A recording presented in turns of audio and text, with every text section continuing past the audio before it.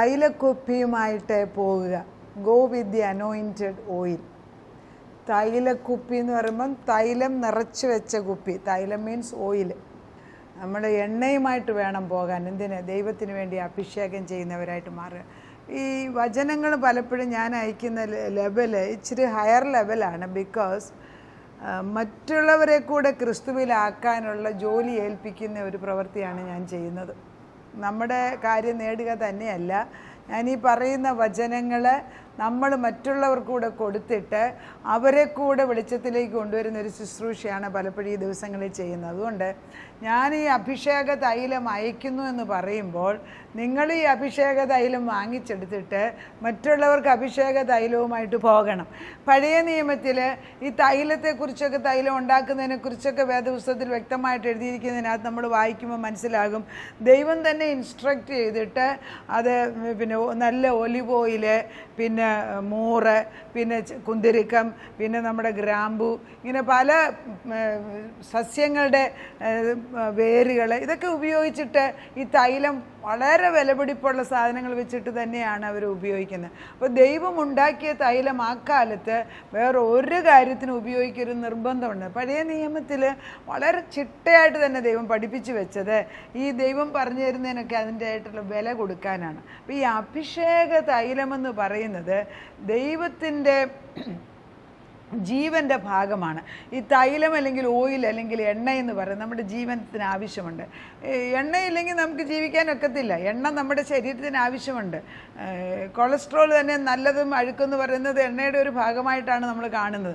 ഇതൊന്നും ഇല്ലെങ്കിൽ നമ്മുടെ അവയവങ്ങൾ പ്രവർത്തിക്കത്തില്ല. അപ്പം തൈലത്തിന് അതിൻ്റേതായിട്ടുള്ള പ്രാധാന്യം വേദപുസ്തകത്തിൽ കൊടുത്തിട്ടുണ്ട്. നമ്മൾ വേദപുസ്തകത്തിൽ നോക്കുമ്പോൾ ഒരു ഭാഗത്ത് ദൈവം തമ്പുരാൻ സമൂവേലിനോട് വിളിച്ചു പറയുകയാണ് തൈലക്കുപ്പിയുമായിട്ട് പോവുക. ആ ഭാഗം ഞാൻ വായിക്കാൻ പോവുകയാണ്. എന്തിനാണ് ദൈവം തൈലക്കുപ്പിയുമായിട്ട് പോകാൻ പറഞ്ഞത്? സമൂവേൽ 16:13 വാക്യം ഇങ്ങനെയാണ്: അപ്പോൾ യഹോവ എഴുന്നേറ്റ് ഇവനെ അഭിഷേകം ചെയ്യുക, അവൻ തന്നെ ആകുന്നു എന്ന് കൽപ്പിച്ചു. അതിന് മുൻപിലാണ് അനന്തരം യഹോവ, 1 വാക്യമാണ്. അനന്തരം യഹോവ ശമൂവേലിനോട് ഇസ്രായേലിലെ രാജസ്ഥാനത്തിൽ നിന്ന് ഞാൻ ശൗലിനെ തള്ളി എന്നറിഞ്ഞിരിക്കെ നീ അവനെക്കുറിച്ച് എത്രത്തോളം ദുഃഖിക്കും. ഞാൻ അവനെ ശൗലിനെ രാജാവാക്കിയത് ദൈവം. ശമൂവേലിന് ശൗലിനെ വലിയ ഇഷ്ടമായിരുന്നു. സമൂവേൽ തന്നെയാണ് ശൗലിനെ കാണാൻ നല്ല പ്രാപ്തിയും കഴിവും ഒക്കെയുള്ള വ്യക്തിയായിരുന്നു. നമ്മൾ ചിന്തിച്ചു നോക്കുകയാണെങ്കിൽ ലോകപ്രകാരമായി ശൗലിന് കഴിവുള്ളവനാണ്. പക്ഷെ ദൈവത്തെ അനുസരിച്ചില്ല. ஆனால் ഈ കഴിവ് കൂടിയാലും പ്രശ്നമാണ്, കഴിവ് കുറഞ്ഞാലും പ്രശ്നമാണ്. ദൈവത്തെ അച്ചട്ടായിട്ട് അനുസരിക്കാനുള്ള ഭാഗ്യം കൃപയിലേ കിട്ടത്തുള്ളൂ. ശൗൽ അനുസരിക്കാഞ്ഞതിനാൽ ദൈവകോപം വന്നതിനാൽ ദൈവം പറഞ്ഞു അവനെ ആ രാജസ്ഥാനത്തു നിന്ന് ഞാൻ മാറ്റിയിരിക്കുകയാണ്. ദൈവം രാജ്യസ്ഥാനത്തു നിന്ന് രാജാവിൻ്റെ സ്ഥാനത്ത് ശൗലിനെ മാറ്റിയപ്പോൾ സമൂവേൽ കരയുന്നുണ്ട്. അപ്പോൾ ദൈവം കുറച്ച് സമയം കൊടുത്തു കഴിഞ്ഞിട്ട് നിന്നെ ദൈവം ചോദിക്കുകയാണ്, നീ എത്ര നാൾ ഈ ശൗലിനെ ഓർത്ത് ദുഃഖിച്ചുകൊണ്ടിരിക്കും? ദൈവം ഹൃദയങ്ങളെ അറിയുന്നുണ്ട്. ഞാൻ ശൗലിനെ തള്ളിയെന്നറിഞ്ഞിരിക്കെ നീ അവനെക്കുറിച്ച് എത്രത്തോളം ദുഃഖിക്കും? കൊമ്പിൽ തൈലം നിറച്ചു പുറപ്പെടുക, ഞാൻ നിന്നെ ബേത്ലഹേമിനായ ഇശ്ശായിയുടെ അടുക്കൽ അയക്കും, അവൻ്റെ മക്കളിൽ ഞാൻ രാജാവിനെ കണ്ടിരിക്കുന്നു. സമൂവേലിനെ വിട്ടയക്കുന്ന സമയത്ത് ദൈവം ഒരിക്കലും ദാവീദാണെന്ന് പറയുന്നില്ല. ഇത് നമുക്കൊരു പാഠമാണ്. നമ്മളോട് ദൈവം ഒരു വേല ചെയ്യാനായിട്ട് ഇറങ്ങിപ്പെടും, മുഴുവനും ദൈവം പറഞ്ഞു തരത്തില്ല. ഓരോ സ്റ്റെപ്പായിട്ടേ ദൈവം പറയത്തുള്ളൂ. ഈ സ്റ്റെപ്പ് ചെയ്യുക, അങ്ങനെ എല്ലാം കൂടെ നമുക്ക് ചെയ്യാനൊക്കത്തില്ല. അപ്പം നമ്മൾ അന്നെന്നുള്ളത് ചെയ്താൽ മതി. നമുക്ക് ഒരിക്കലും ഭാരമല്ല ദൈവത്തിൻ്റെ കൂടെയുള്ള യാത്ര. തൈലമെടുക്ക്, നീ പോവുക. എങ്ങോട്ട് പോകണം? സ്ഥലം പറഞ്ഞു കൊടുക്കുകയാണ്. ബേത്ലഹേമിനെ ഇശ്ശായിയുടെ അടുക്കലേക്ക് പോവുക, അവൻ്റെ മക്കളിൽ ഞാനൊരു രാജാവിനെ കണ്ടു. അപ്പോൾ അവിടെ ചെന്ന് സമൂഹം എന്നൊക്കെ പറയുന്ന പ്രവാചകന്മാർ വരുമ്പോൾ പഴയ കാലത്ത് എല്ലാവർക്കും ഭയമാണ്. അവർക്കറിയാം ഇവർ ദൈവത്തിൻ്റെ ദൂതുമായിട്ട് വരിക തന്നെയല്ല, അവർക്ക് കൊല്ലാനുള്ള അധികാരമുണ്ട്. ഇതൊക്കെ നമ്മൾ ചിന്തിക്കുമ്പോൾ സത്യദൈവത്തിൻ്റെ ആത്മാവുള്ളവരുടെ ശക്തി എന്തെന്ന് നമുക്കറിഞ്ഞുകൂടാ. ഏലിയ പ്രവാചകൻ മൊട്ടത്തലയാന്ന് വിളിച്ചിട്ട് അവർ തിരിച്ചു പോകുന്നുണ്ടെ പ്രവാചകനെ പരിഹസിച്ചതിനാൽ ഏലിയ പ്രവാചകൻ ദേഷ്യപ്പെട്ടിട്ട് പോയ വഴിക്ക് സിംഹം അവരെ കടിച്ചു കയറി കൊന്നു കളഞ്ഞു. അപ്പം നമ്മൾ വിചാരിക്കുന്ന ഇതിൽ കൂടുതൽ ശക്തിയുള്ള ഒരു ദൈവത്തെ തന്നെയാണ്. ഇതിൻ്റെ ഈ മഹത്വം മനസ്സിലാക്കണമെങ്കിൽ അപ്പച്ചൻ്റെ അടുക്കൽ ഇത് തീയാണിത്, ഇത് ചെറിയ കാര്യമല്ല. അപ്പച്ചൻ്റെ അടുക്കലേക്ക് അടുക്കുമ്പോഴേ അതിൻ്റെ അറിയത്തുള്ളൂ. അപ്പോൾ അവിടെ തന്നെ കൊമ്പിൽ തൈലം തെറിച്ച് പോയി. അവിടെ ചെന്ന് കഴിഞ്ഞിട്ട് എന്തുവാ, ഈ ശമൂവേലിനെ കണ്ടപ്പോഴത്തേക്ക് ഈ ഇശായിക്ക് ഭയമുണ്ട്. ഇശായിയോട് എന്തിനാ വന്നതെന്ന് ചോദിക്കുമ്പോൾ അഭിഷേകത്തിന് യഹോവ കൽപ്പിച്ചതുപോലെ ശമൂവേൽ ചെയ്ത് എന്താണ്, ബേത്ലഹേമിൽ ചെന്നു. പട്ടണത്തിലെ മൂപ്പന്മാർ അവൻ്റെ വരവിങ്കൽ വിറച്ചുകൊണ്ടേ അവനെ എതിരേറ്റു. കണ്ടോ, ദൈവപ്രവാചകൻ വരുമ്പോൾ, ദൈവ അധികാരത്തോടെ വരുമ്പോൾ മറ്റുള്ളവർ വിറയ്ക്കും. കാരണം അവൻ അഭിഷിക്തനാണ്, അവൻ ദൈവത്തിൻ്റെ ഓർഡറുമായിട്ട് വരുവാണ്. അവൻ ചോദിക്കുന്നു നിൻ്റെ വരവ് ശുഭം തന്നെയോ എന്ന് ചോദിച്ചു. അതിനവൻ ശുഭം തന്നെ, ഞാൻ യഹോവയ്ക്ക് യാഗം കഴിപ്പാൻ വന്നിരിക്കുന്നു, നിങ്ങളെ തന്നെ ശുദ്ധീകരിച്ച് എന്നോടുകൂടെ യാഗത്തിന് വരുവനെന്ന് പറഞ്ഞു. അവൻ ഇശായിയെ അവൻ്റെ മക്കളെയും ശുദ്ധീകരിച്ച് അവരെയും യാഗത്തിന് ക്ഷണിച്ചു. എല്ലാ മക്കളെയും വിളിച്ചിട്ട്, ഇശായിയുടെ മക്കളെ എല്ലാം വിളിച്ചിട്ട് യാഗത്തിനായിട്ട് കൊണ്ടുപോയിട്ട്, യാഗത്തിന് ഇവരെ കഴിഞ്ഞിട്ട് എണ്ണ എടുത്ത് ഒഴിക്കാൻ നേരത്ത് ഓരോരുത്തരെ വരുമ്പോഴും നമ്മുടെ പ്രവാചകൻ ചോദിക്കുന്നുണ്ട്, ശമൂവേൽ ചോദിക്കുന്നു, ഇതാണോ ഇശായിയുടെ മകൻ ഏലിയാബിനെ കണ്ടു, അതല്ല. പിന്നെ ദൈവം തമ്പുരാൻ്റെ ദൈവം യഹോവയുടെ മുമ്പ് അവൻ്റെ അഭിഷേകത്തിന് ഇതാ എന്ന് പറഞ്ഞു. യഹോവ ശമൂവേലിനോട് അവൻ്റെ മുഖമോ പൊക്കമോ നോക്കരുത്, ഞാൻ അവനെ തള്ളിയിരിക്കുന്നു. മനുഷ്യൻ നോക്കുന്നത് പോലെയല്ല, മനുഷ്യർ കണ്ണിന് കാണുന്നു നോക്കുന്നു, യഹോവയോ ഹൃദയത്തെ നോക്കുന്നു. അങ്ങനെ പിന്നെ അവൻ അബീനാബീദിനെ കൊണ്ടുവന്നു. അങ്ങനെ 7 പേരെയും വിളിച്ചിട്ട് 7 പേരുമല്ല. ലാസ്റ്റിൽ ആരെങ്കിലും, എന്നാൽ അവൻ വേറെ ആരെങ്കിലും കൂടെ ഉണ്ടോ എന്ന് ചോദിച്ചപ്പോൾ ഇശായി പറയാണ്, ഉണ്ട്, ഒരാളൂടെ ഉണ്ട്. അവന് ആടുകളെ നോക്കാനായിട്ട് ആടുകളെ മേയ്ക്കാൻ പോയിരിക്കുകയാണ്. ആടുകളെ മേയ്ക്കുകയാണെന്ന് പറഞ്ഞാൽ അത് ഇളയവനാണ്. അപ്പം പറഞ്ഞ ആളയച്ച് അവനെ വരുത്തുക, അവൻ വന്നിട്ടല്ലാതെ നാം പന്തിക്കിരിക്കയില്ല എന്ന് പറഞ്ഞു. എന്തൊരു ഉറപ്പല്ലേ.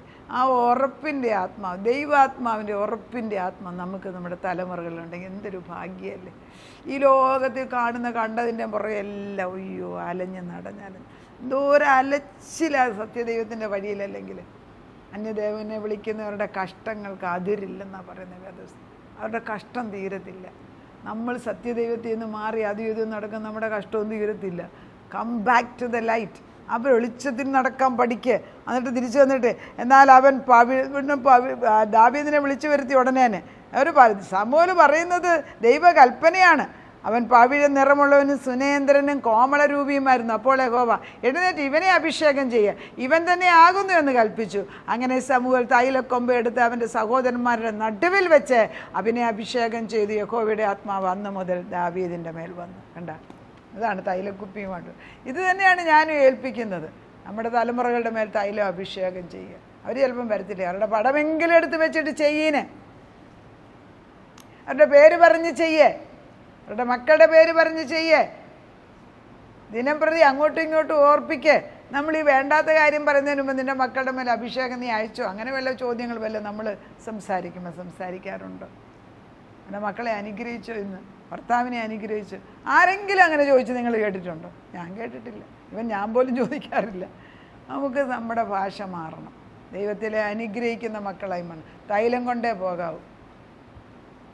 കഴിഞ്ഞ ദിവസം ഞാൻ ഒരിടത്ത് പ്രാർത്ഥിക്കാൻ ചെന്നപ്പോൾ ഇതേവന് ഈ തൈലമായിട്ട് കൊണ്ട് ഞാൻ 2-2.5 മണിക്കൂർ പ്രസംഗിച്ച് കഴിഞ്ഞപ്പം തൈലക്കുപ്പി എടുത്തുകൊണ്ട് വന്ന പരിശുദ്ധാത്മാവ് പറഞ്ഞു. ഞാൻ പറഞ്ഞു ശരി, എണ്ണ എടുത്തുകൊണ്ട് വരാൻ പറഞ്ഞു. ആ വീട്ടിൽ എണ്ണ കൊണ്ടുവന്നു. ഞാൻ പ്രാർത്ഥിച്ചു. എനിക്കറിയാം അഭിഷേകം ഇങ്ങനെ ഒഴുകുന്നതായിട്ടാണ്. ഞാൻ ആ എണ്ണ എടുത്തിട്ട് ഞാൻ അവർക്ക് കൊടുക്കുന്നതിന് വേണ്ടി കുറച്ച് എണ്ണ എനിക്കും കൊടുത്താൽ ആ എണ്ണയുടെ അഭിഷേകം എണ്ണ എടുത്തുകൊണ്ട് ഞാൻ ഒരു ആശുപത്രിയിലോട്ട് പോയി.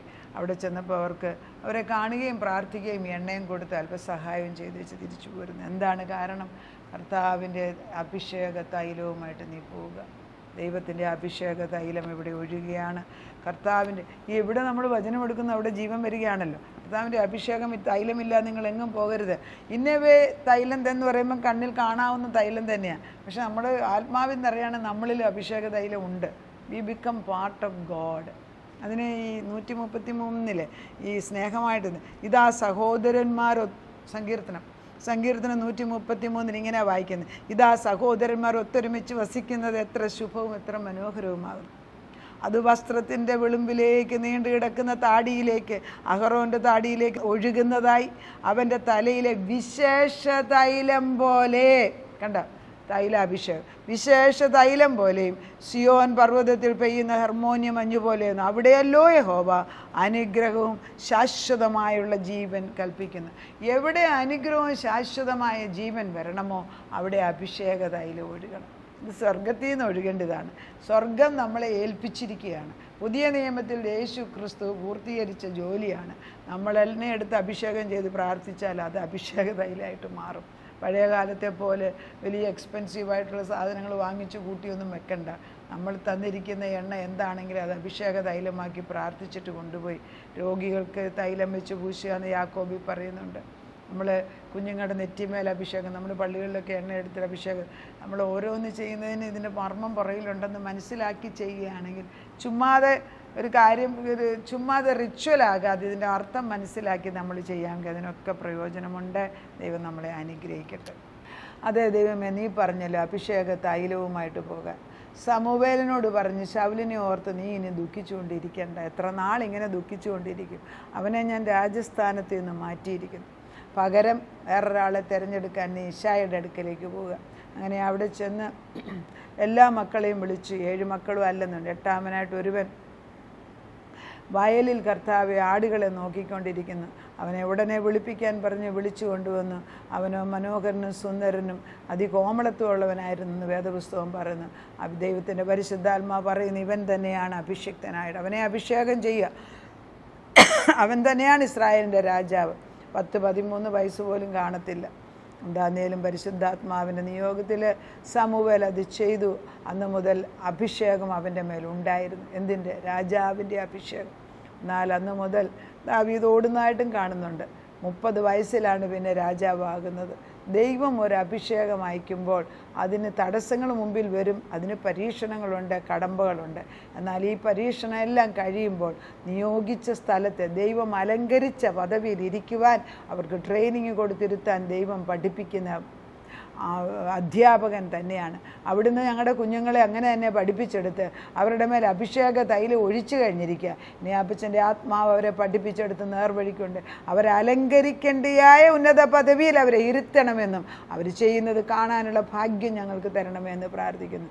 അതാ നീ വിശ്വസ്തൻ തന്നെ. അവിടുന്ന് ഒരു തുടങ്ങിയ പ്രവൃത്തി പൂർത്തീകരിക്കാൻ വിശ്വസ്തൻ. He who began a good work in us is faithful to complete it.